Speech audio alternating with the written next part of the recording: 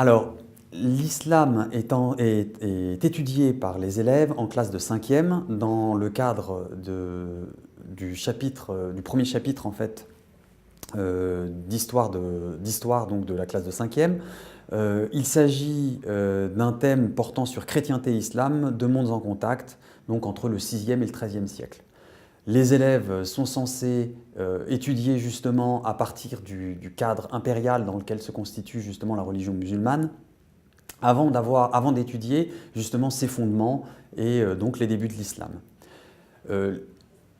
L'étude de l'islam peut être prolongée donc, dans le cadre de la classe de 5e, dans le cadre du troisième thème de ce même programme d'histoire, relatif donc au monde à l'époque de Charles Quint et Soliman le Magnifique. Après ça, il y a un blackout complet,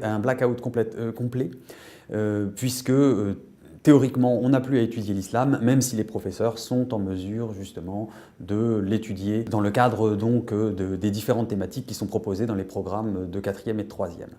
Alors ensuite, l'islam n'est plus étudié en tant que tel, mais les élèves ont la possibilité de le recroiser dans le cadre de l'étude du monde actuel, du monde depuis 1945. En effet, les conflits qui éclatent au Proche-Orient, l'arc de crise que représente le Proche-Orient dans la seconde moitié du XXe siècle, ainsi que le monde post-11 septembre, font l'objet d'une étude. Mais à mon sens, ce qui est problématique, c'est que les élèves peuvent avoir une image d'un islam qui conduit invariablement donc, au terrorisme et à l'islamisme, qui est un biais absolument à éviter. Donc je pense qu'il faudrait réinjecter dans les programmes, si jamais il y a une refonte future, de l'histoire de l'islam pour montrer que voilà, ça ne se réduit pas à justement ces aspects, même si effectivement ils en font partie.